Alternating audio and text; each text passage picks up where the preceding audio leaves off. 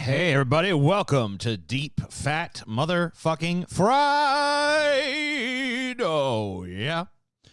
Good morning or good evening, wherever you may be. Yeah, because not everyone's in the same time zone. What's that, Scotty? What's the show about again? This show is about how you're always on time for everything. Punctual Scotty. Really, that's a bullshit episode. I ain't never on time. Punctual Scotty. How about answers the phone with TJ? Somehow, even when we're doing this remotely, Scotty manages to be later than he is in fucking person. I don't know how. I'll keep one of that flaw, but especially you, TJ. What I do. If I need something from you and I call you, it's about 50-50 if you're going to answer. Yeah. And two, if you're going to get back to me the next day. Yeah, but you know what? This weekend, yeah. Also, TJ, yeah, go ahead and push back an episode because they didn't do their research. Hey. Yeah, so don't. I was on time. Don't throw stones in a glass house, TJ. I was on time on that episode, though. Oh, you were on time with nothing. With bells on. With bells on, Scotty. Mm-hmm. You're full of shit, TJ. You're just full of shit. You're a goddamn scammer, like everyone says. Yeah, well, you're on. I was complimenting you. I saw how punctual you are, and called you punctual Scotty. That was your meaning. And TJ, then you lash out at me. You lash out viciously. I don't understand. Gentlemen, I don't know why, man. Please, these arguments are unnecessary. Okay, sorry. Unnecessary arguments. Sorry, refined gentleman Paul. This is my new accent that I'm affecting when I do the show. I think it makes you sound more authoritative. I know. That's why I'm doing it. It's very impressive. Thank you. Yeah. I appreciate that, TJ. I'm sure you do. You have a very impressive bulk about you, TJ. Oh, yes. Have I ever told you this? Highly impressive. Super impressive. Bulk. 3 scoops of bulk. Damn, 3 scoops? Yes. Wow. Segmented like an ice cream cone, TJ. That is true. You're like a triple scoop ice cream cone of a man. I've never been described that way before, but now that I have, I don't think I'll ever be described any other way ever again. Yep. I've cut to the heart of the matter, TJ. You can just you're a 4 scooper. Start calling me 3 scoop. So, of course, if you're a movie fan, you've heard of the rumors that certain movies and the productions thereof are cursed. Rumors, huh? Rumors. I've always just taken it as gospel truth that these films are cursed. The reason that I say rumors is because many of these movies kind of cynically adopt the cursed title in order to, drive people to the theaters. Ah. But I have combed through the claims and narrowed down some movies that are very obviously cursed for real. So what are some movies that were they had the claim of the curse, but they didn't hold up to the bullshit test? Why even mention them, TJ? Okay. Why even mention them, TJ? I was just wondering, because you said you narrowed it down to some. Oh, I did. Okay, but I was wondering what you narrowed out. I narrowed out every movie except the ones that are actually cursed, TJ. Oh, okay. For real. Empirically, provably cursed.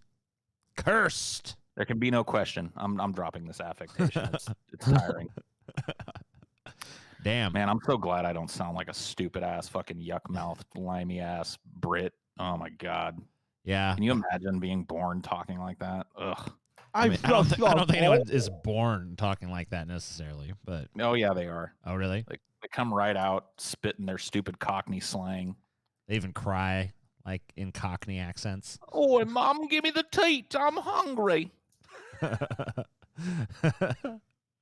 love it. All right, so what are these cursed? What are these supposedly cursed? I'll be the skeptic here, Paul. I don't believe in curses, Paul. Well, I mixed these up. You're not doing convince me. We're not doing these in chronological order of which they were released. I wanted to kind of skip around a little bit. We're going to start with Rosemary's Baby from Rosemary's Baby. Gotcha.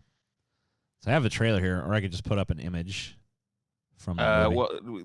Well, you can play the trailer and just mute it. All right, mute the trailer. Gotcha. So we can get some visuals going. So this is a Polanski film, and he's super popular these days, as you well know. I mean, I have no problem separating the man from the art. Right. Maybe It's that was a part of problem the that other people tend to have, but maybe I that was don't part really of the care. curse, though. I don't know. So this is a movie that kind of it's been aped so many times since in terms of its tone and the atmosphere that it brings and stuff. But at the time it kind of was a really like stood apart from the crowd kind of horror movie. Yeah. And it really gave birth to a lot of these kind of devil and possession type of movies. These movies where a demon or Satan is involved. A lot of them owe a lot of their existence to Rosemary's Baby. This was really a true kind of trailblazer sort of film. I watched this a couple of days ago to refresh myself on it, and it holds up really, really super well. Yeah, I mean, well, it's all based around great performances and suspense and a mystery. So, Yes. That kind of thing that doesn't really, since it doesn't rely on like the special effects of the time too heavily or anything like that, it kind of still works pretty well. It does. I like also there's that it some takes babies, which is something that's supposed to be like cute and cuddly. It makes it into something insidious. Oh yeah. Although you don't even see Rosemary's Baby in the movie, do you? You kind of see her get a glimpse of the baby at the very end, of a very quick glimpse of the devil baby. But yeah, it's one of those movies where the big antagonist of the film, or at least the big villain of the film, is never really seen. They're sub villains. The story is basically a young couple, and they move into a building with a dark and mysterious history in New York, where there have been a lot of suicides and murders and rumors of witch covens having been there. They move into this nice big apartment, kind of a successful young couple, and they're pretty immediately befriended by an old couple that live upstairs or next door to them. It's next door.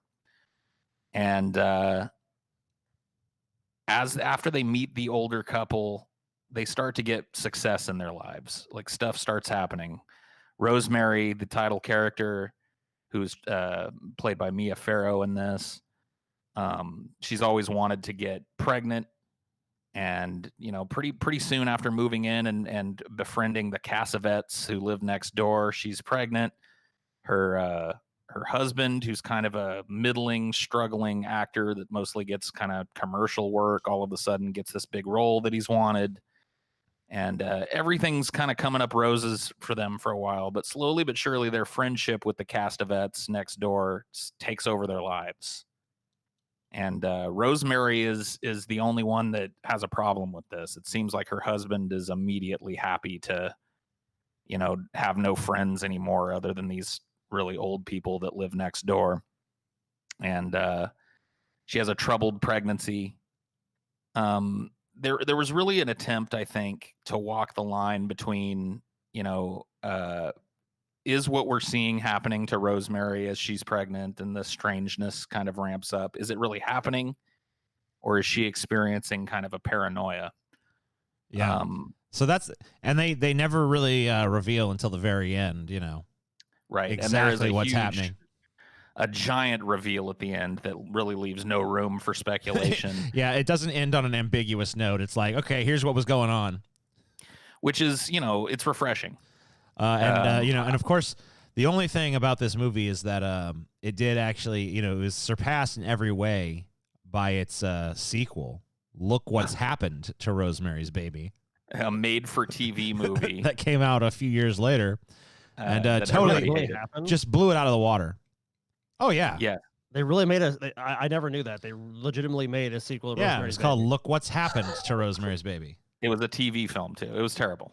It was awful. You can't even find a copy of it now. It's very hard to find a copy of because... Oh, it's a masterpiece. What are you talking about? Everybody involved pretty much knew that it was terrible. Oh, yeah, it's so hard to find. I just found the entire movie on YouTube. Gross. There you go. Say, look. That's great. Hail Satan. Hail Satan. Fantastic quality, too. Yeah, terrific. Looks like it was taped right off of a fucking old VCR. Yeah. Well, I mean, no one went Betamax, through the trouble of like putting out a DVD release of that or anything. But when you look into cursed movies, this movie is considered by a lot of people, not everybody, to be the most cursed movie of all time. Wow. And I guess we can be the judges of that. The box office for this film worldwide was $33,396,740 in 1968 money. too. So yeah, that's 1968 money. So an unqualified or an uncontroversial success here. Absolutely, you know, it was a cultural phenomenon at the time. So Rosemary's Baby, based on a book. It was eyed by producers for the film almost as soon as the book it was based on was completed. The director, Roman Polanski, was an agnostic who was skeptical of the supernatural, both evil and benevolent. As I said, he tried to ride the line between the protagonist, Rosemary, having a demonic plot against her baby or the possibility that she was just paranoid. And if I have one kind of criticism of the movie, I don't think he rides that line very well. I think it's pretty obvious watching the movie that, you know, the things happening are not just in her mind. It's pretty on the nose. It doesn't do a really good job of setting up that is she just imagining this kind of thing. by the way, that 33 million it made would have been about 250 million by today's money. So successful for sure. Huge success For a horror movie, that's crazy. So it appears that the gods didn't appreciate Roman Polanski's skepticism and steeped the cast and crew into bad luck. The actress playing Rosemary, Mia Farrow, was divorced by her husband, Frank Sinatra, right in the middle of filming. There you go. So about halfway through this movie, old Blue Eyes decided he was going to dump Mia Farrow and did. I don't like this bitch no mo. Which I don't know what he was thinking. His old ass should have hung on to that. He married up for sure. Yeah, it was Frank Sinatra, though. He had other options. He had pretty much endless options for Yeah, renewal. that's why. So I mean, like, maybe most men would have regretted that. Probably not him. Endless options for renewal. Endless options don't even for go there, renewal. G. Don't even Endless bring up that options other for cursed renewal. movie. Endless options for renewal. So this is the composer of the film, Christoph Komeda. And in kind of a eerily similar manner to the way several people die in the movie, he slipped into a coma and just kind of passed away of unknown causes after the movie. Cool. William Castle, pictured here, who was the producer of this film, got severe abdominal pains, similar to the character Rosemary. While in the movie, the pain was from demonic spawn. For Castle, it was due to far less interesting but still excruciating kidney stones that led him to be hospitalized. Oh fuck! This experience scared the producer so much that he never made a movie again. Wow. So he undoubtedly believed that it was due to the satanic subject matter of Rosemary's Baby that he was cursed with these kidney stones. He later wrote in his memoirs that it felt like Rosemary's Baby was coming true in real life and the cast and crew were being stalked by witches. So this being an old movie, you know, the ultimate resolution of the film is that the Castavets, the next door neighbors of Rosemary and her husband, are in fact in a witch's coven, and they kind of plan things out so that Rosemary will be the mother of the Antichrist. And that, while may not be a super controversial subject matter for a movie now that we're at the back end of a million movies that have tried to set this tone at the time. Right. This was crazy. Like I said, it was a trailblazer. There was nothing like that at the time. Right. I mean, there was no, I'm not even, I mean, there was a movie about the son, basically the spawn of Satan. I don't think there was any movies about the Antichrist at that time. Maybe there was. I'm not a film historian, but probably so. I can't think of one that predates it. So if there were, certainly wasn't any that were the cultural phenomenon that Rosemary's Baby was. Oh, right. Without a shadow of a doubt. The worst twist of fate, however, seemed to hit the director of the film, Roman Polanski himself, his wife, Sharon Tate, who is allegedly pictured here. Now, there seems to be some controversy about this, whether or not Sharon Tate appears in this film as an extra. A lot of people say that the woman in the kind of red fur jacket there, the blonde, is indeed Sharon Tate. There are people that dispute this. She was uncredited, only appears as an extra in a scene where Rosemary, who's fed up with spending all of her time with old people, decides to have all her friends over and have a party. But of course, anybody who knows anything about the Manson family knows that Sharon Tate was brutally murdered by the Manson family while she was 6 months pregnant. And this is Roman Polanski's wife and unborn child. What? That's Charles Manson. That's Charlie Manson, TJ. Yeah, I mean, No, I'm saying that Sharon Tate was that. Yeah. Sharon Tate was. What you said with the image, we saw Charles Manson. We're like, well, wait a minute. she was murdered by Charles Manson's family. Followers, yeah, his followers. And that was Roman Polanski's wife at the time. Well, yes, his wife and his unborn child. I don't know, son, daughter, whatever. And unfortunately for us, it was not the Once Upon a Time in Hollywood ending with the Manson family. No. And this happened, relatively quickly within 6 months of the release of Rosemary's Baby. And so I think it's the evidence that most people point to, her being pregnant and dying while so big with child. I think it kind of strikes a lot of people as, part of the curse, considering that Rosemary spends so much of the movie in that state. But it turns out that the devil wasn't done with Roman Polanski yet. Almost 10 years later, the devil fabricated some allegations that he raped and sodomized a child under 14 and furnished a controlled substance to this same child in Los Angeles. Perhaps in a small show of mercy by the fates, Polanski was able to escape to France and avoid extradition to the United States to this day, by the way. Yes. Which is super fucking weird. And he's won Oscars too. Yeah, he continues to be a filmmaker. He's won Oscars since these allegations. He hasn't set foot on American soil since the late 60s and or early 70s. They could have extradited him. Like it was like 10 years ago. There was a big case. Like they lured him to some other country that would try to extradite him from. He ultimately was not. But yeah, they even tried years and years later. So this hasn't been dropped even now. Yeah, they've made several attempts to try and get him extradited, but they have been stymied at every turn. So what do you guys think? Curse or just misfortune? So let's go through once again the evidence behind the curse just really quickly. Sure.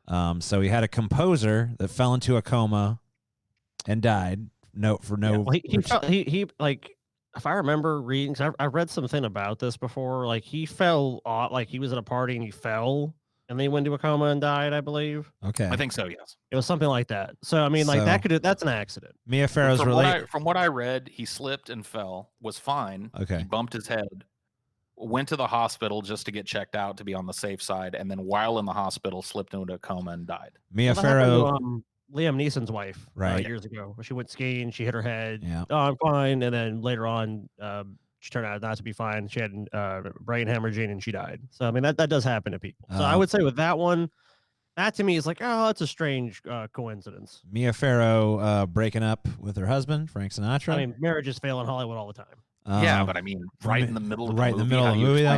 How do you explain that? She's off. They're not spending time together. He's touring. They're just becoming distant. Wow. He's finding someone else. There comes a point where the skeptic becomes the ridiculous one, Scotty, and you've crossed that line. I mean, Scotty seems desperate to downplay this. Desperate to downplay a failed Hollywood marriage. It's obvious curse. How about the fact that William Castle, the producer, got fucking kidney stones, Scotty? And had severe stomach pains, just like the character Rosemary. Just like her through a lot of the movie. Yeah, explain that away, Mr. Skeptic. People have kidney and abdominal pain. Oh yeah, real fucking convenient. How many of those people direct a movie where the devil's baby causes abdominal pain in the main character? I don't know. Probably not many. Only one that I can think of. Exactly. And then Roman Polanski, his wife getting murdered by Charles Manson 6 months or so after the movie. Come on. And his pregnant wife at that. Yeah, she's pregnant just like the main character in the movie. Who, if you look at a picture of her, resembles Rosemary. That one I'll give you guys. I don't have an answer for that one. That's just a crazy set of circumstances right there. And then, the devil making Roman Polanski rape that girl. Planting all that evidence. I don't think that's what. I don't think this would cause that. A scant 10 years after the movie came out. Come on. 10 years later. Come on. Possessing Roman Polanski and making him perform lewd acts upon a minor. I mean, come on, Scotty. What more fucking proof do you require? Just the only set of circumstance in all of that I would say you don't have a good explanation for is the Manson family coming and murdering a pregnant woman. That's beyond the pale. There's no other analog or comparison I can think of like, okay, well, that's normal. That could happen. Like, that's the one thing, if you wanted to point to this movie being cursed, that maybe you could get me to go a little bit. Hey, like, what's crazy too? Is another crazy fucking factor in this curse that Paul didn't even get into is Charles Manson himself, just a few decades later, dead. Yeah.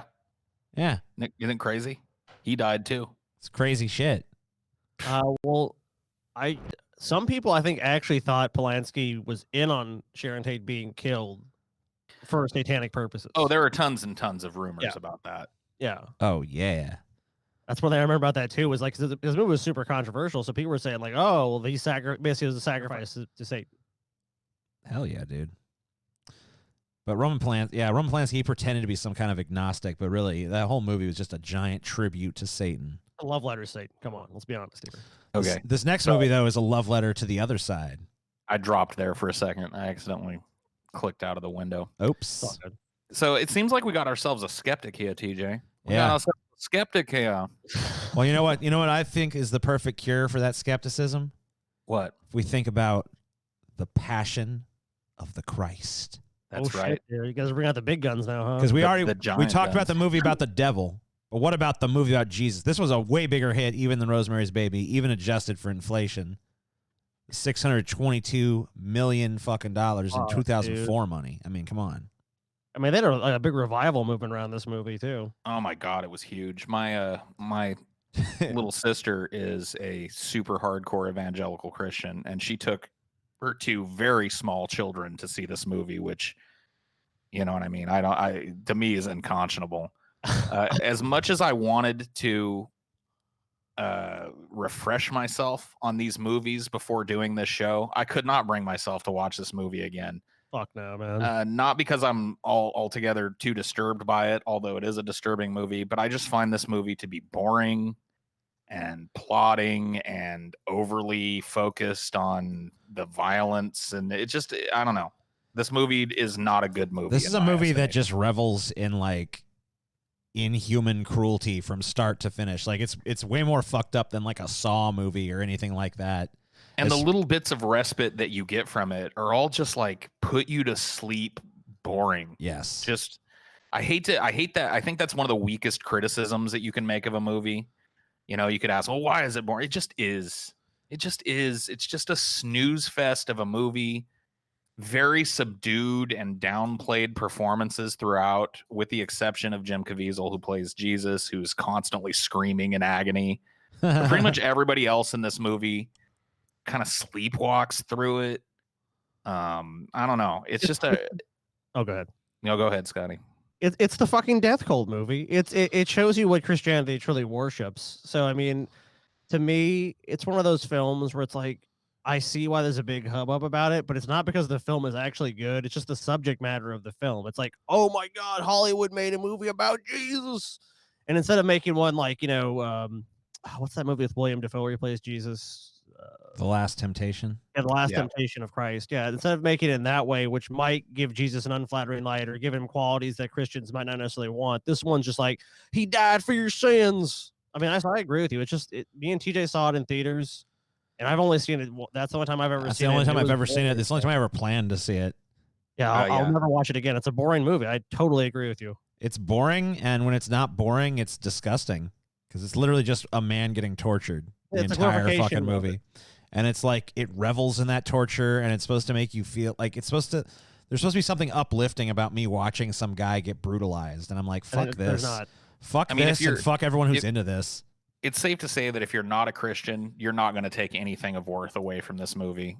How Christians themselves find any kind of meaning, I guess, is a mystery to me. But as Scotty was saying, it really does kind of shine a light on the cruelty at the core of Christian faith. So how was this movie cursed? I don't know. One thing God definitely doesn't appreciate is blasphemy. True. It is, in fact, one of the things that is forbidden in the 10 Commandments. The Passion of the Christ was steeped in director Mel Gibson's anti-Semitism. He don't like them Jews. And God must not have liked his chosen people being smeared. So, there's really no controversy that Mel Gibson is himself an anti-Semite. I can't. Whoa. There's no controversy. You're just going to fucking declare a man an anti-Semite? Yes. Without any sort of defense? He wants to come on the show and defend himself, he can. Listen, I'll be his advocate here. Okay. So aside from making a fucking blatantly anti-Semitic movie and making numerous anti-Semitic comments, what has he done to lead you to believe he's anti-Semitic? I guess nothing if you take those off the table. Right. So, I mean, come on. Let's give the guy a fair shake here. If you take his words off the table and his work off the table, I guess he's not an anti-Semite. Exactly. I guess you got me there, TJ. I nailed you. Hey, didn't we say that we could separate the man from the art? Yeah. Yeah. Of course, the art is actually anti-Semitic too, though. So really... that is true. We're separating the two. Just the time that Mel Gibson went on that tirade. He said Jews caused all the world's wars and they're terrible people. I mean, it does bear mentioning that the Jews in this movie are portrayed as completely irredeemable, utterly evil, mustachio-twirling villains. Yes. They're basically like, if you're a Jew, you are like Snidely Whiplash. Yes. So not one, but two of the crew of this movie were smited by lightning straight from God during the filming of the movie. Shit. So...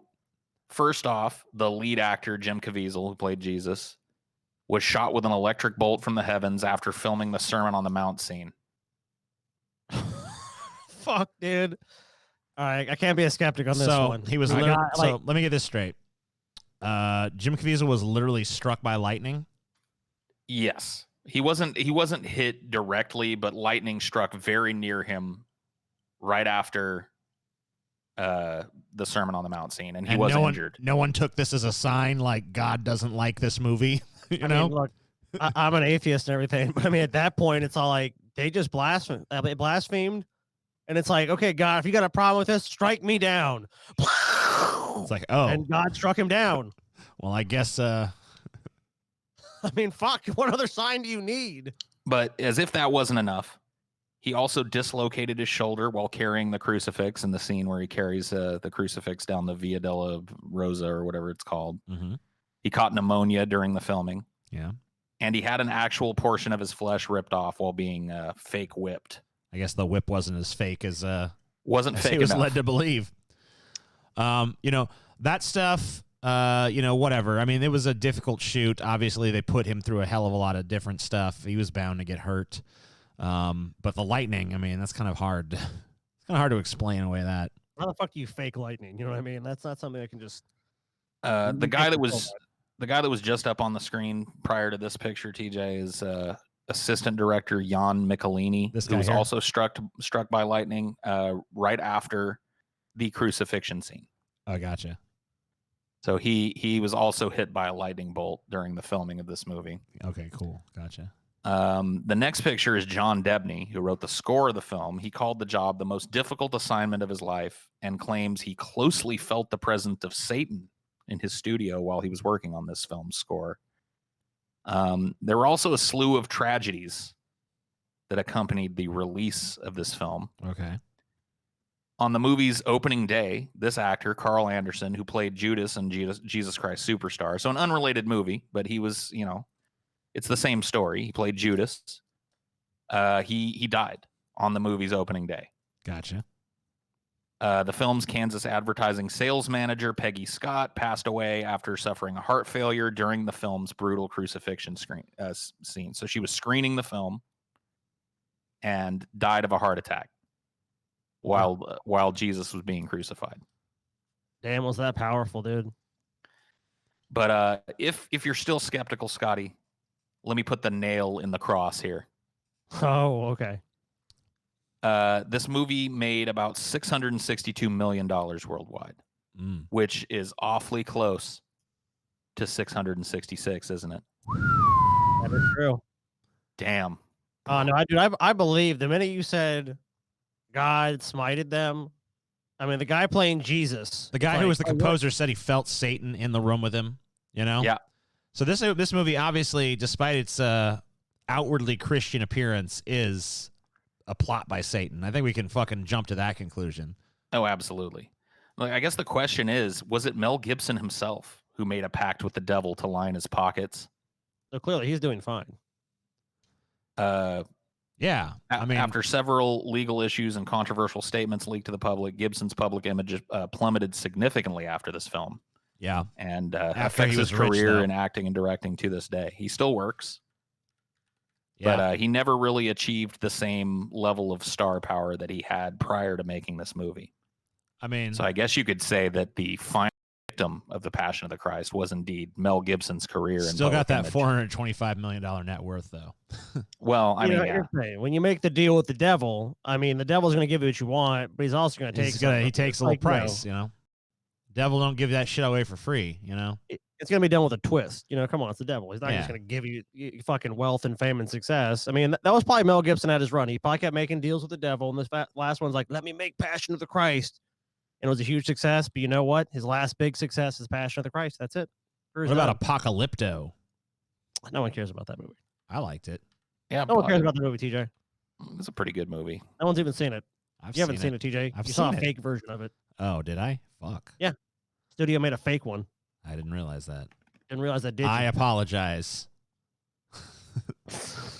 I will say this. Mel Gibson, other than that terrible Passion of the Christ, usually a pretty good fucking director. Yeah. I mean, he's a great movie. Yeah, he's definitely talented for sure. I liked him as an actor, too. Yep. He was great in Lethal Weapon. Riggs. Great in Mad Max. Oh, yeah. Riggs. I'm on the toilet, Riggs. This is the Omen. Very similar to Rosemary's Baby, but this one goes a little bit further than Rosemary's Baby. Doesn't really fucking wrestle with much ambiguity. It's just pretty much outright like, here, it's the spawn of Satan. What's he going to get up to? So came out about 8 years after Rosemary's Baby and was obviously heavily influenced by the success of that movie. Oh, yeah. The Omen released in 1976, made about $48.5 million. So that's 76 money. I'll figure out the exchange or whatever. Sure. The inflation. Inflation, yeah. Another movie that, in my estimation, holds up pretty well. I watched it night before last. I will mention that there is a early 2000s remake of this film. Yeah. That is literally worthless. It is a shot-for-shot remake of the obviously superior original. Yeah. It changes almost nothing. It adds absolutely nothing. No, it's basically exactly the same, except it's shot. Yeah. I guess it's just they just reshot it. Modern technology. Yeah. They recast it. They reshot it. The actors that they recast in the film, inferior. Every shot is inferior. Every plot development is... The overall atmosphere, way inferior. It's just absolutely awful. And, yeah, I mean, it's definitely... I mean, it's literally almost every single plot point. I don't know that they changed much of anything. I can't... you'd think that when you do that, you'd have something that's like approaching the same level of quality, but no. No. By the way, adjusted for inflation, that's about $221 million. So another gigantic success. Yes. A little bit of trivia about this movie. 666 prior to this movie was not a huge cultural thing as it relates to the devil. Right. It was, in fact, this movie was originally called The Birthmark, which I think they were smart to change it to The Omen. Yeah. And you see that 666 in the O there. Yes. Yeah. But no, the beast. So, also, this movie is likely responsible for the name Damien being associated with Satanism. Well, it's because it sounds kind of like demon. Right. Damien, demon. Before this, Damien is not even a biblical name. Right. It has absolutely no connotation in Christianity. And this movie is responsible for that name becoming way less popular. Yeah, I can imagine. So for those that haven't seen this movie, by the way, if anyone out there is remotely curious, sorry to interrupt, Paul, but the name Damien is Greek, comes from Damienos, which means to tame. Sure. There was actually a Saint Damien who was martyred with his twin brother Cosmo in Syria in early 4th century. Damn, Cosmo, that's a cool name. Cosmo. So this is the kid, I guess, when he's not trying to look terrifying. Well, I mean, this is the final scene of the movie. Oh, okay. And after you have learned what Damien is, so of course it has spoiler. Some of the he's the Antichrist. This smile, which looks sweet and unassuming on the face of it, becomes a very sinister thing. Gotcha. In fact, if you go back to that picture, he's at the funeral of his parents. Right. So that kind of changes it. But I mean, in most of the scenes in the movie, he's trying to look pretty freaky. Or he's trying to look, I'm an innocent little kid. Yeah, trust me. By the way, this kid was a pretty good child actor because most of them are pretty awful. I didn't take notes about it, but some of the things that I learned was that he was absolutely a hellion on set. Well, that kind of makes sense, right? That's good. And in order to get some of these reactions out of him and to get him to give some of the looks that he did, the director of this film would insult him. Like he would say, "You little twerp, I'm going to punch you in the face," and then he'd start rolling. But apparently this kid literally, loved to run onto set and ruin shots and was very obstinate and liked to kick people and pull their hair and shit. Well, I mean, it kind of makes him right for the role, though, I guess so. But he was, I mean, whatever, they got the performance they needed out of this kid. So. They did indeed.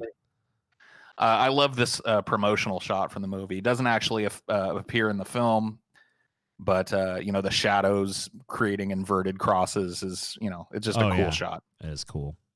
So this 1976 movie is about a man who realizes that his adopted son is the Antichrist. Now, kind of in a twist, he's the only one that knows that the kid is adopted. So he finds out on June 6th of 1976 at 6 a.m. that his child, who was born in a hospital in Rome, died shortly after childbirth. He shows up to the hospital and doesn't know how he's going to tell his wife. I guess back then, the father found out remotely before the wife did. Yeah, gotcha. And he's given the option by a priest there to adopt a little boy whose mother had died in childbirth that same night and not tell his wife about it. And he decides to go forward with that. So this movie all began with Robert Munger. He was a born-again Christian who pitched to Hollywood the idea of an Antichrist movie in the wake of Rosemary's Baby. So it was very nakedly like, hey, let's cash in on this Satanism thing. There hasn't been a really good, well-regarded Satan movie since Rosemary's Baby. That did really well. We've got this script for a movie. Let's make this.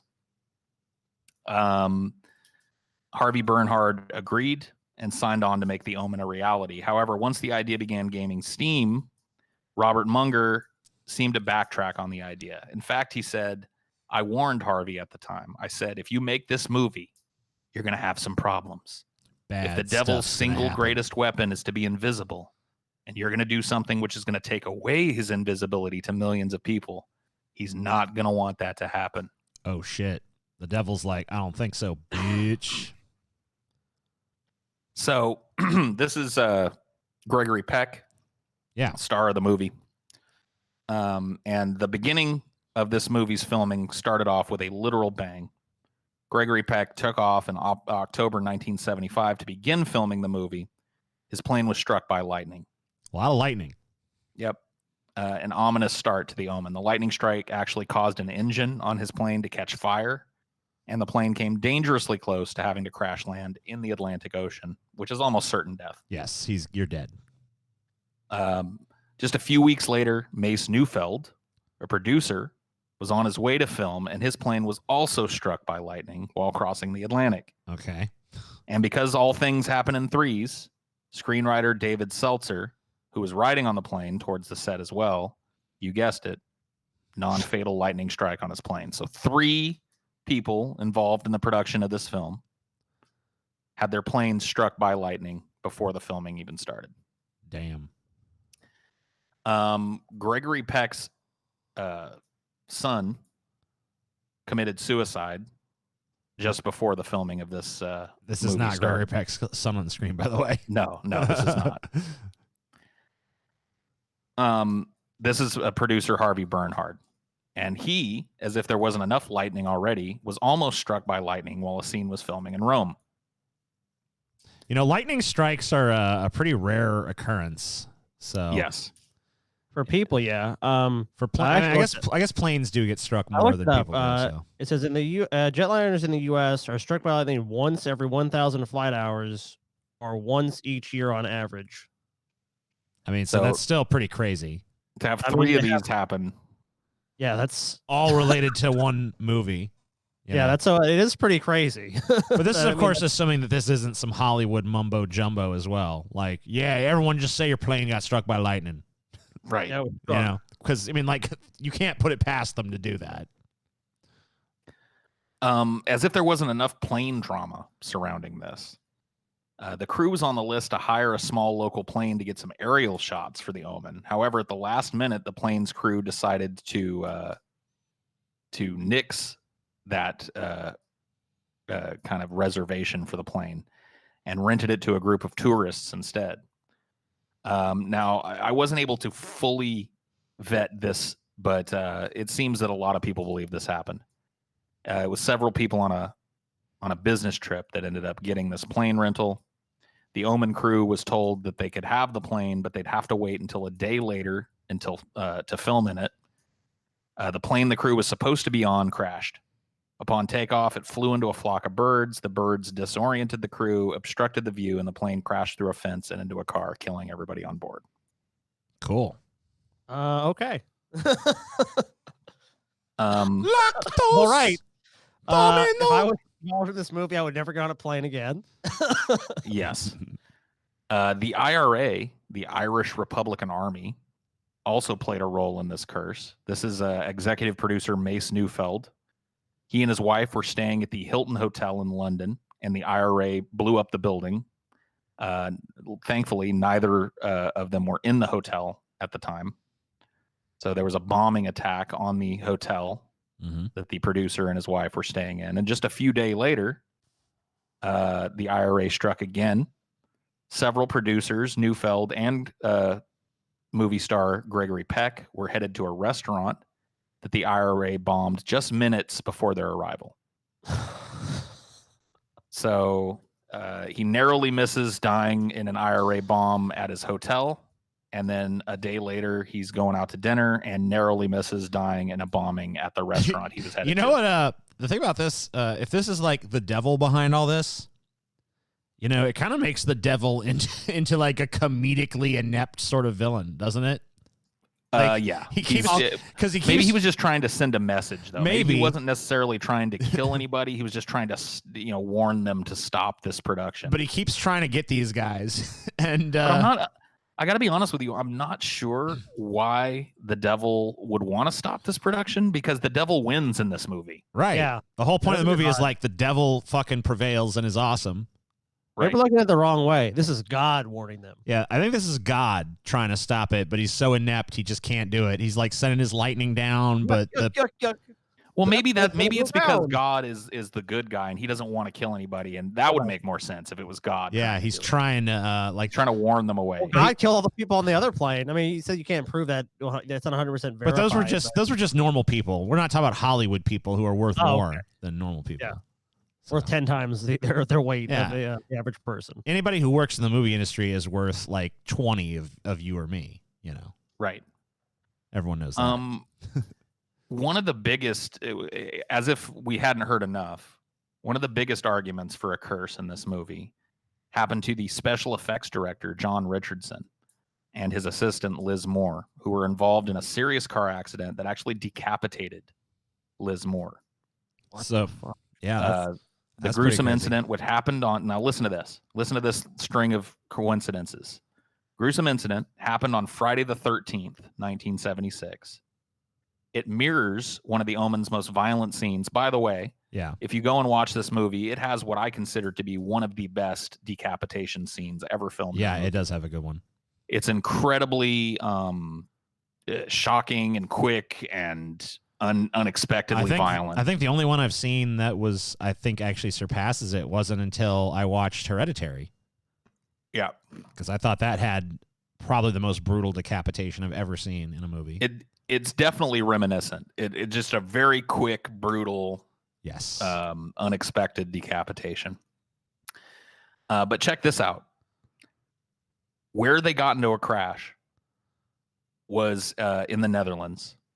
And there was a roadside right by where they crashed for the town of Omen, Ommen. So one letter away from being Omen. Right. And the town was 66.6 kilometers away. Oh, my fuck. Okay. All right. The last one, Rosemary's Baby, I was like, well, the guy could have slipped and fell. It's like, this is some crazy fucking shit. Yeah. This is insane. He was decapitated in a town to a nearby town called Omen. That was 66. Omen, 66.6 kilometers away. Boom! Decapitation, just like in the movie, bitch. What the fuck, dude? Terry Walsh, and this kind of related to the picture that's up here. There's a pretty famous scene in the movie where the lead characters are attacked by a pack of rabid Rottweilers. By the way, Rottweilers actually became a popular breed because of this movie. Yeah. They're featured throughout, and before this movie, they were a very, very, small, hard to find breed, and people just all wanted Rottweilers after this film because they're fucking intimidating. Yeah, and they are very intimidating in the movie. So Terry Walsh, who plays a supporting actor in the movie, his stunt double was badly injured while filming the dog attack scene. Yeah, in the cemetery and had to be hospitalized. Well, Rottweilers, these dogs, they have some pretty powerful jaws. I think most powerful. They were very well trained dogs, and the trainers were flabbergasted that the dogs had gone apeshit and tried to kill him. Right. There was also an unverified rumor, and I didn't really pull it, but I'll mention it here. There's a scene in the movie where baboons attack a car carrying the little boy Damien and his mother. They're driving through these safari thing, which I guess used to be a thing. I guess you used to be able to go to these safari parks where you could drive your car, into the pens of wild animals, basically. Yeah. And there's a famous scene in the movie where they're in a baboon pen and the baboons go ape shit. Right. And the unverified rumor was that the baboons during the filming actually went ape shit and hurt a couple of the people that were on the set. Now, I couldn't verify that, so I didn't pull it. I'll be right back. Hold on. Okay. Damn, TJ. What the hell, man? How's TJ just going to leave? Dude, I think your fucking shit got to him, dude. He's probably like, oh, my God. He's going to go splash some cold water on his face. It's not real. It's not real. Now, Rosemary's Baby was like, Passion of the Christ, a little bit more so. I mean, I see what you're building to me in the Omen here. I mean, this is just... I mean, going beyond coincidence, this is just like everyone that was, not everyone, but a lot of people involved in this movie. Some of the principal actors, the producers, stuntman, just like everyone was getting fucked up on this film. Yeah. I mean, I did try and ramp things up as we went along.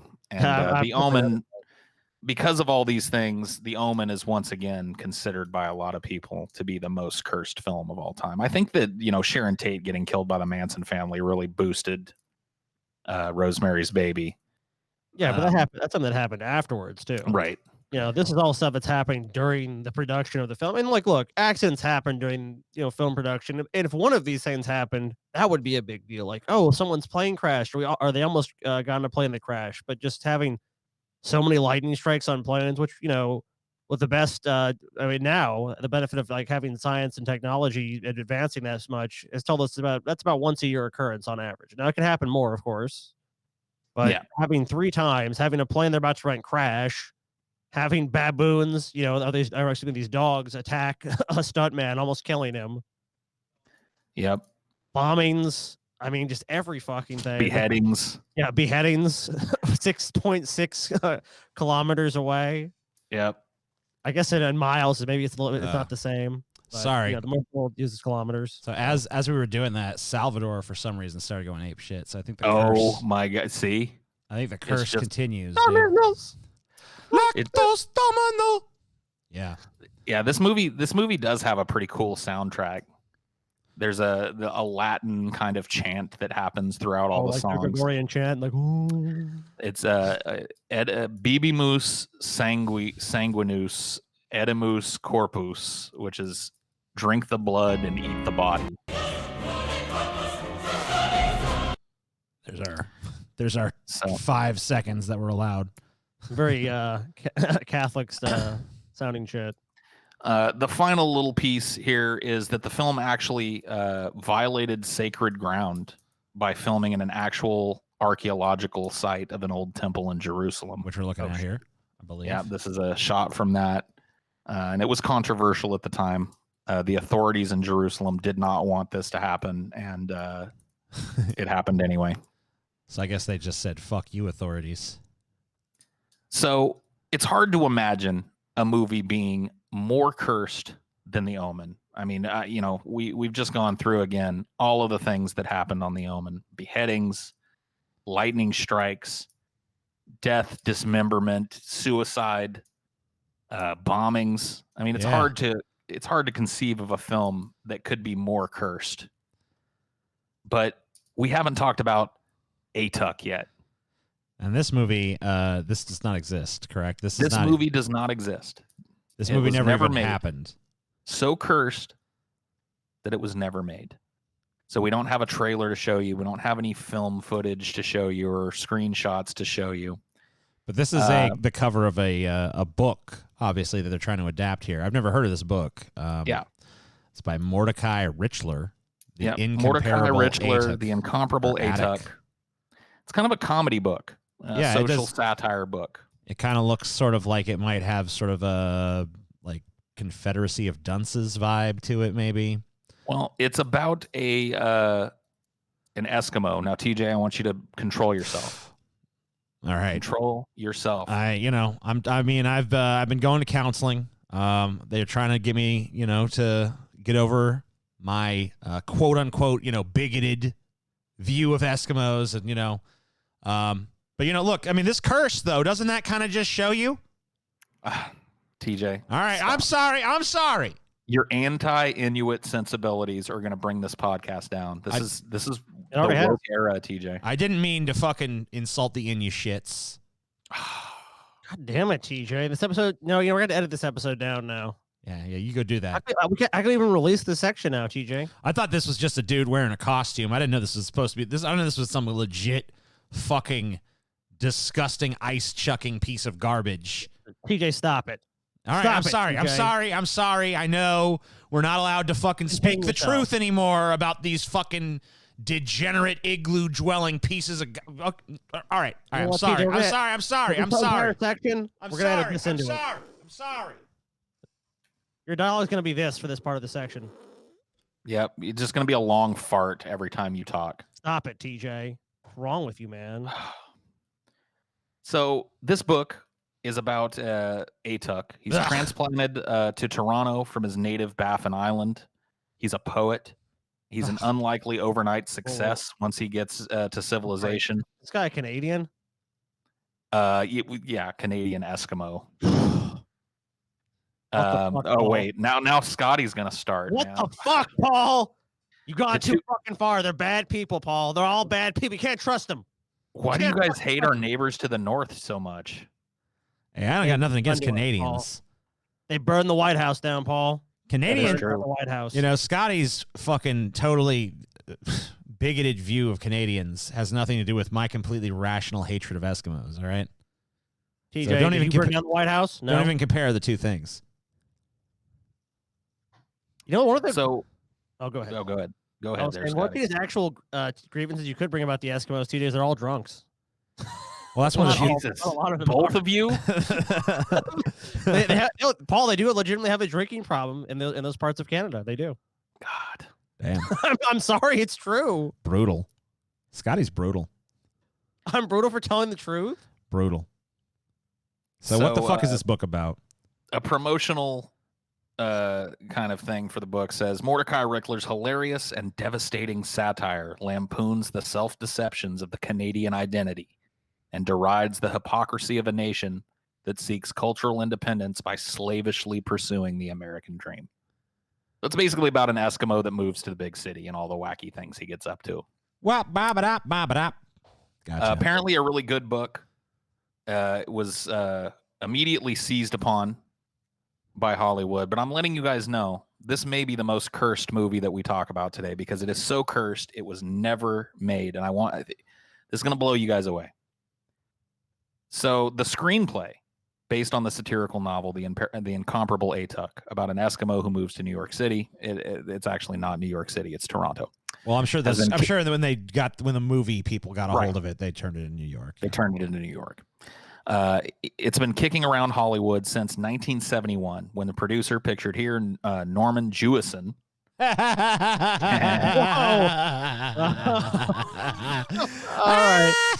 right. Okay. Oh, wow.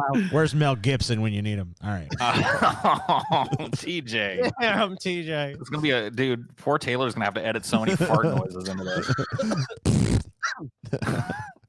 I'll do it. So Norman Jewison here bought the book right. I'm going to mute my mic for a second. TJ loves this name, Norman Jewison. His name, TJ. You got a problem with his name? No, I sure don't. You like his last name, especially Jewison. What's the problem with it, man? I don't know what's funny about a Hollywood producer named Norman Jewison. I don't know. There's nothing really funny about that at all. Oh God, no. All right. So pretty much all of the major actors who were attached to this project at various times died, and they're all big names. This is Jim Belushi. Yep. So this is Jim Belushi. He read the script and was interested in the role, but he died of a drug overdose in 1982 before he could start filming. Okay. Yep. And then who was next? It goes on. Sam Kinison. Sam Kinison was tapped to play the lead in 1988. Even actually reportedly filmed a few scenes of this movie, but the production fell apart due to disagreements between the actor and pretty much everyone else.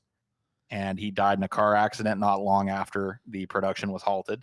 But they didn't really like what he was doing with it anyway. They're like, "Oh God, you don't really get this," and he's like, "No, you don't get it." It doesn't stop there. You guys thought John Candy died of a heart attack? No, died of Atuk. Fuck. I think maybe Candy even? So I'm starting to see why this didn't work out, because they kept trying to cast really, really fat dudes. Yeah. And we're not a long-lived race of people. It's true. It got passed to John Candy, so a number of years later, in 1994, John Candy was tapped to play Atuk. Candy took the script completely unaware that it was cursed, and he promptly died of a heart attack. Fuck. After this, the screenplay was buried in Hollywood, and all chubby comedians swore to stay clear of the film for good. That makes sense. I mean, when 3 fat fucking comedians who were scheduled to play this shit, died, it's like, you gotta take that seriously. I hear a rumor to you that Chris Farley might have been offered the role. That's actually true. No, it is. It is. Before we get to that, Michael O'Donoghue, who was a friend of Candy's, and according to the rumors, went over the script with the actor, had a cerebral hemorrhage and died not long after John Candy. Okay. And in 1997, another abortive attempt to get Atuk the Incomparable made. Chris Farley was tapped. He was in talks for the lead role and died of an overdose. But it's not over yet. And Phil Hartman. Yep. Phil Hartman was also attached to the script at one point, and his wife killed him. Yeah. So finally, they're like, okay, no more fats. Let's have a fucking. Let's try a skinny. Nope. Yep. Dead too. So basically, anybody you don't even want to fucking if this script comes across your desk, run. Yep. Just run away. Fire, dude. You burn that shit. If you're a fat actor, this script should never come across your desk. Your people should never even mail you this script. It's over. So this movie will likely never be made due to the, just horrible luck and many deaths that just talking about it has caused. Dude, we should try to make this movie, Paul. I'm not starring in it. You Paul, can star in it. You can play Atuk, Paul. No. I think you would do better, TJ. I think it would actually be therapeutic for you to play an Eskimo. No, I think actually, you already got that kind of Eskimo look and countenance and shit, and I think you're the right weight for the role. Plus you're a terrific actor, Paul, and you got a great comedic timing. I think you'd be perfect. The role is too big to bring Atuk to life. Pass, TJ. I pass on that. So I'm hearing that you're attached to the project. No, that's what I'm hearing. Hear that, universe? No. Paul's ego is attached to play Atuk. Just letting you know. You heard wrong, TJ. You heard wrong. So yeah, that's a crazy one. So our final movie, another one. By the way, that one, of all the ones that were cursed, that one actually convinced me more than any other that it was cursed. I don't know, man. The Omen is pretty hard to beat. The Omen, I don't know. I think just the sheer death toll of famous actors who couldn't even. It wasn't even like. That movie is so cursed that the movie wouldn't even allow it to happen. Like, if you even read that script, you're dead. It's like the fucking Ring of a script, Yeah, it's pretty bad. And for a stupid little comedy movie about an Eskimo in the big city, too. Right. And it's got, that's the weird thing is, all these other movies have, a pedigree of, this. I can understand why the supernatural forces of the world were pissed about this one. But demonic connotations, right? But Atuk, the fucking Eskimo.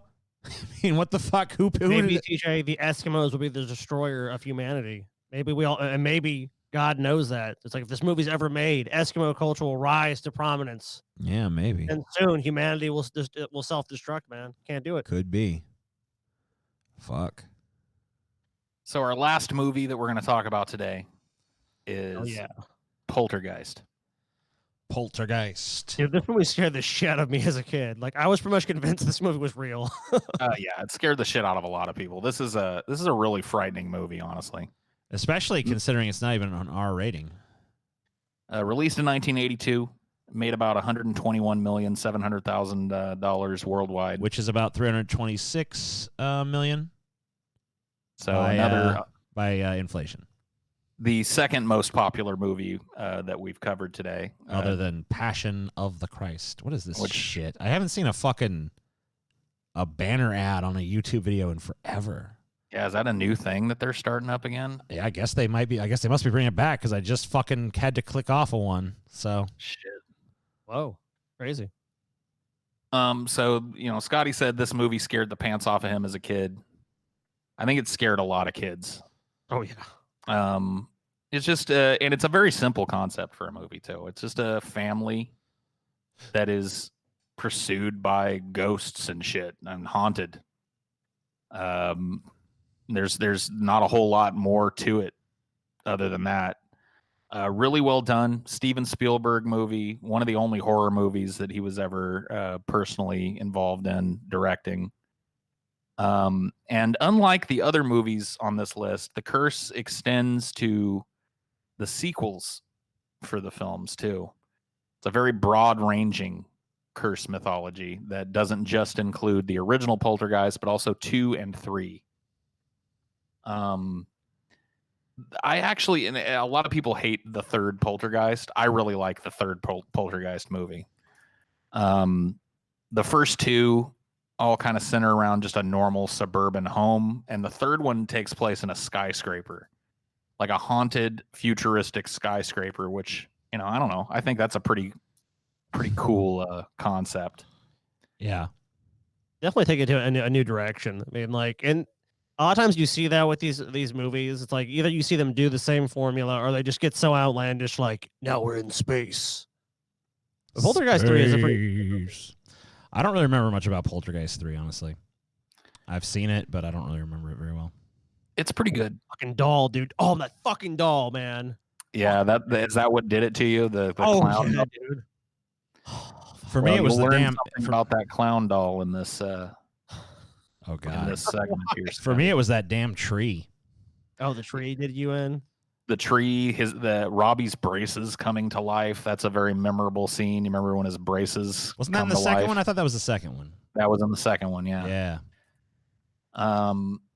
There's also a really cool scene in the second one where the dad gets drunk and drinks some mezcal that has the worm in it. You remember that scene? I don't. He drinks a whole bottle of mezcal, you know, the kind that has the little worm at the bottom of it. Right. And then he pukes up all of the mezcal and pukes up the worm, and it becomes this giant bloated demon worm that chases him through the house. Yeah, yeah.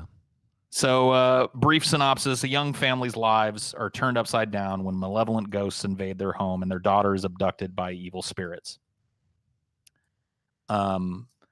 So a lot of kind of curse mythology around this.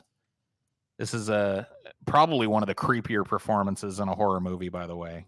The preacher Cain, and he's involved in this as well, as we'll see. But let's start down the curse road, shall we? Why is this movie cursed?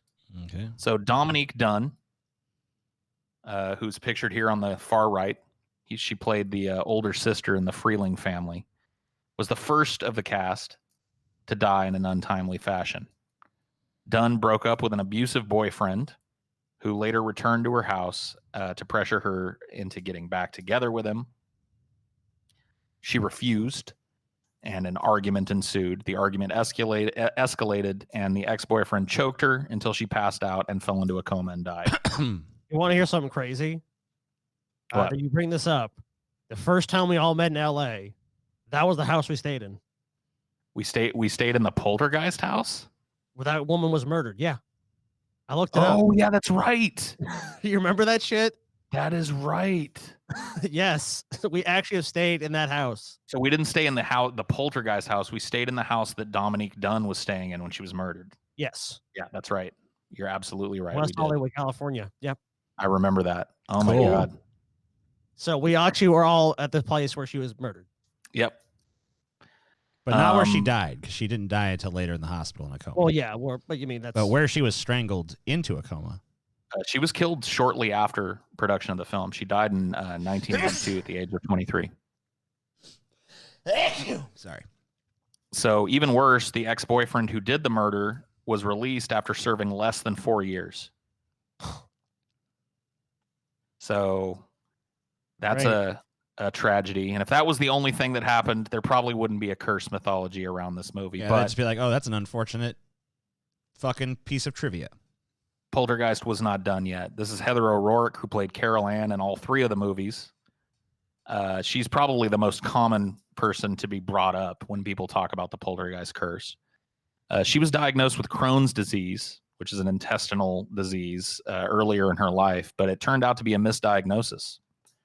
In fact, Heather O'Rourke had a bowel obstruction that caused her to go into septic shock. Unfortunately, the symptoms of the shock were incorrectly attributed to the flu, so another misdiagnosis, and she was not immediately treated for it, and she died at just 12 years old as the obstruction released toxins into her bloodstream. So she died of sepsis, basically. Fuck, dude. I'm having no luck. Like, oh, no, you're fine. Oh, you got the flu. Series of misdiagnoses. Her character is central to the storyline of all three of the films. It's kind of implied that she's psychic and that these ghosts need her as a conduit to bring them back into the mortal world. So that's her place in the film. So definitely the central character of all three of the movies. The unexpected and shocking nature of her death, and so young too, made many believe that this curse was real. So she died in 1988. This is Julian Beck, who played the preacher Cain. A lot of people, kind of poo-poo this one as being part of the curse. He was already battling cancer during the filming of Poltergeist and Poltergeist 2. Or sorry, he was just in Poltergeist 2. He played the evil preacher Cain. He died a few months before the film premiered. So maybe not a curse there. But he was already if you take it into totality, he just adds to the number of untimely deaths surrounding this movie. And if he was the only person to die after appearing in the franchise, it wouldn't seem to be connected. But because he, like many others who acted in Poltergeist, suffered from an illness or incurred other misfortune, he's counted as evidence nonetheless. And by the way, I pulled a picture of the replacement for Cain that appears in Poltergeist 3, and it doesn't really work as well. Well, they didn't. It's hard to replace this. I mean, Yeah. I mean, he actually has that really, truly gone face because he's actually battling an illness. Yeah. And 3, that's just no. Doesn't need a lot of makeup to make himself look creepy. And this dude is clearly in tons and tons of stage makeup. Richard Lawson, who played Ryan in the original Poltergeist film, is believed to be another victim of the curse. He's on the right here. Lawson is still alive and well, but in 1992, he boarded Flight 405 to Cleveland. Many passengers on board reported feeling uneasy before the flight. Lawson was bumped to first class after a flight attendant recognized him, a chance encounter that probably saved his life because the plane crashed into the bay after a failed takeoff. Most of its passengers were trapped in their seats. 27 of the people on the plane died, including someone in Lawson's original assigned row. So if he hadn't been bumped up to first class, it was probably curtains for him. Wow.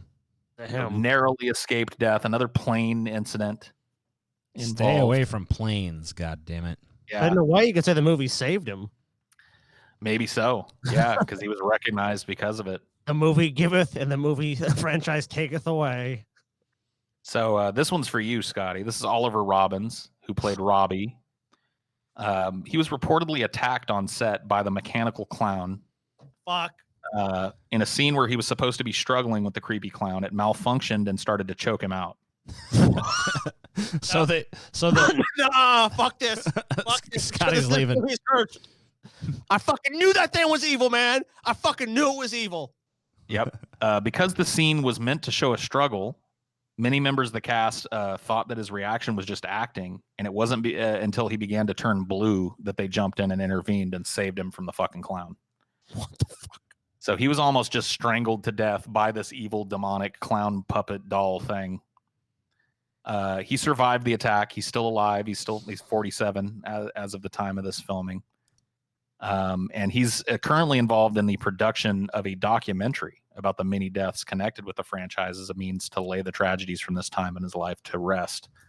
So he's kind of spearheading a forthcoming documentary about all the people who died on Poltergeist. Yeah, and Spielberg went on to direct Ready Player One, so he obviously too was affected by the curse. Yeah. There's the curse. So that's all of the cursed movies that we have to talk about. I still got to say, for my money, Atuk is still the most cursed, just because of the amount of A-list celebrities that it killed, just for reading the script. I mean, right? I would say Atuk and the Omen definitely are most cogent arguments for the existence of a curse surrounding a film. Now, it bears mentioning, kayfabe aside, at the end of this, that a lot of these movies embraced this idea of a curse. Well, why wouldn't you? I mean, it's a sales point. Right. Rosemary's Baby did, The Omen did, and Poltergeist. All three of these movies in promotional materials and just as a general function of the people that were that owned the properties, have kind of embraced the cursed rumors in order to drive people to watch and see and consume the products of the movie. But an interesting thing. 4 of the 5 movies that we talked about had at least spiritual, if not Christian, subtext in them. Yeah, but the most cursed was Atuk. Don't fuck with those Inuits, dude. They got Inuit curses they can fucking chant at you. I didn't believe until the clown thing, man. The clown almost fucking killed that dude. At that point, I mean, look, plane crashes, bombings, whatever you want to say, people reading scripts and dying, TJ. That fucking clown took matters into its own hand. And TJ, you had to have all your toys hid. All your dolls when you were a kid because of Chucky, man. But you should have been, this is the fucking movie that should have made you fucking do that. And think about that too, dude. Like, you're on set, this thing starts choking you, and Steven Spielberg is like, wow, this is great. Keep rolling. You know what I mean? He really looks like he's choking. So I know someone's probably going to try to correct you and say, actually, it was Toby Hooper or Tom Hooper or whatever the fuck his name was that directed it. Oh, yeah, Toby Hooper directed. It was just a Spielberg produce. Well, but actually, I've read that Spielberg actually did direct the movie. Oh, really? Yeah, they said that Spielberg actually, I guess Hooper, I can't remember if it was Tom Hooper or Toby Hooper because there's directors, both, but whatever. But anyway, I guess he wasn't doing a good job, or something was going on, or he just didn't command the proper respect, or something happened where anyway Spielberg basically took control, but let Hooper keep the credit. So actually Spielberg. There's a whole process. Oh, sorry. There's a whole process with the Directors Guild of America to change credits for a movie, and it's probably just simpler to just say, "Hey, he directed the movie." Right. Like if you know anything about the movie Tombstone, Kurt Russell was the actual director of that movie. He was uncredited. Yeah. Oh yeah, the uncredited director. So it happens sometimes where the person who's credited with directing a film is not always the actual director of the film. But it's kind of weird when you have a Spielberg directed movie. You'd think you'd want to really push that out like Spielberg, or maybe Spielberg didn't think enough of the movie and he was just kind of like, I like it, but I don't know if I want to put my name on it. Who knows? So I really enjoyed researching this, and there are a number of other movies that are rumored to be cursed that we could cover in a sequel episode in the future. Right. I'll read. I see a little list here. Yeah, I've got a list here of quite a few of them. So The Crow. Yeah, I've heard about the Crow curse. Yeah. The original Superman. Yeah, I've heard about that one too because of Margot Kidder. Margot Kidder, yeah. And she went crazy and thought she was. Well, we could talk about it then. We talked about this one in a recent episode, Apocalypse Now. The name of the curse afflicting that movie was Marlon Brando. Yeah. Yes. Fitzcarraldo, which I haven't seen. I've never even heard of it. I've never heard of that. The Blair Witch Project, rumored to be a cursed film. Come on, they probably started that rumor themselves. Probably did. Psycho. Really? The Amityville Horror. The Possession. The Conjuring. Conjuring, right? The Exorcism of Emily Rose. Right. I mean, when you put out a movie about possession and demon, like you pretty much at that point have to fucking come up with some bullshit story about how it was cursed. Cursed. Sorry. The Wizard of Oz. I believe it. Yeah, I remember there's like some rumors about that film. Rebel Without a Cause. Roar. I don't remember. What's Roar? Movie I've never seen. The Man Who Killed Don Quixote. And Tower Heist. So Tower Heist. I guess if you liked this movie, slap in the comments that you'd like to see a second one, and I'll jump on making another one of these. Paul, jump on it. Movies. He'll jump on it lickety fucking split. God damn it. Jump on it right fucking now. Yeah, if you guys want it, just let us know in the comments. Hell yeah. But as for the show today, I've got to go because I've got this script to read. Yeah, I sent you over a script, Paul. Yeah, The Incomparable Atuk. I'm not sure what that's about, but I'm going to check it out. Yeah, I think you'd be perfect for the lead. Perfect. Awesome. Yeah, Paul's dying to read it.